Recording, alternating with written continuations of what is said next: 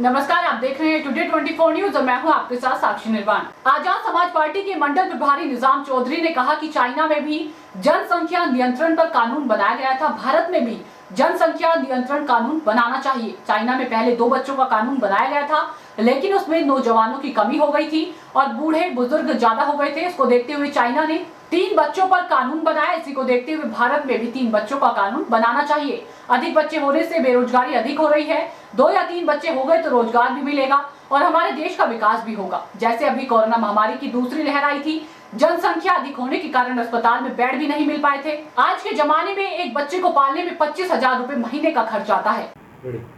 केंद्र सरकार अगर जनसंख्या नियंत्रण कानून बनाना चाहती है तो उसमें आप समर्थन करेंगे या नहीं?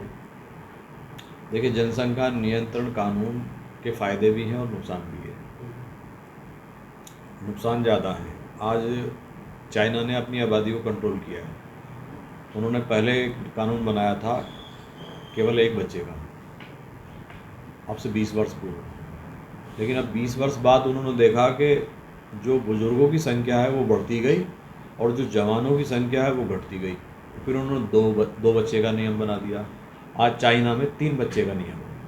तो आप क्या चाहेंगे, कानून बनना चाहिए या नहीं? तो भारत देश की तरक्की के लिए, भारत देश के विकास के लिए यहाँ भी 2 या 3 बच्चों का कानून बनना चाहिए जो चाइना में है। मैं ये नहीं कहता कि 1 बच्चे का कानून बने, लेकिन हाँ 2 या 3 बच्चों के कानून यहाँ इस देश में बनने चाहिए, क्योंकि हमारे यहाँ जनसंख्या विस्फोट होने वाला है। एक दिन देखना आप, इस मुल्क में जनसंख्या विस्फोट होगा, क्योंकि 140 करोड़ की आबादी का देश, उनके रहने के लिए, उनके खाने के लिए, उनकी आर्थिक उन्नति के लिए, उनके कारोबार के लिए सरकार के पास संसाधन नहीं है। अभी कोरोना की दूसरी लहर आई थी, आपने देखा होगा, हमारे हॉस्पिटल और हमारी सरकार के पास अस्पताल में बेड तो 10 थे, लेकिन उसी अस्पताल में मरीज़ 100 आ गए। अब वो 90 मरीज कहाँ जाएं? ये है संसाधनों की कमी। तो किसी भी देश की आर्थिक विकास के लिए जनसंख्या का सीमित होना बहुत ज़रूरी है। मैं आपसे एक सवाल और करता हूँ, जिसके बच्चे नहीं हैं वो व्यक्ति क्या करे फिर?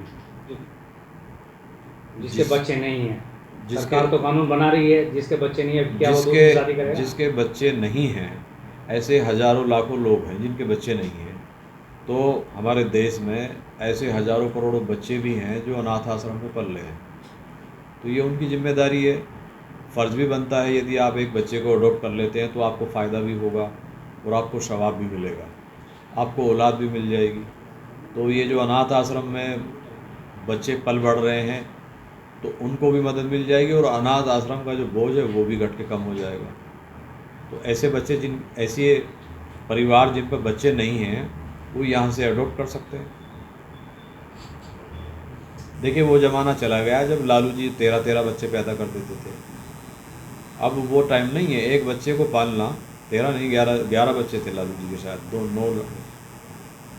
तो एक बच्चे को पालना, ऐसे समझो आज कम से कम 20 से 25 हज़ार महीना खर्च आता है एक बच्चे को, उसकी शिक्षा, उसका पालना पोसना।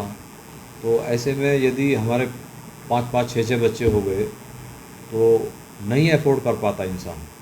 तो सीमित जनसंख्या का होना देश की तरक्की की ओर इशारा करता है और चाइना ने वो करके दिखाया है। तो कहीं ना कहीं आप जो है जनसंख्या नियंत्रण के जो है कानून को सपोर्ट करें।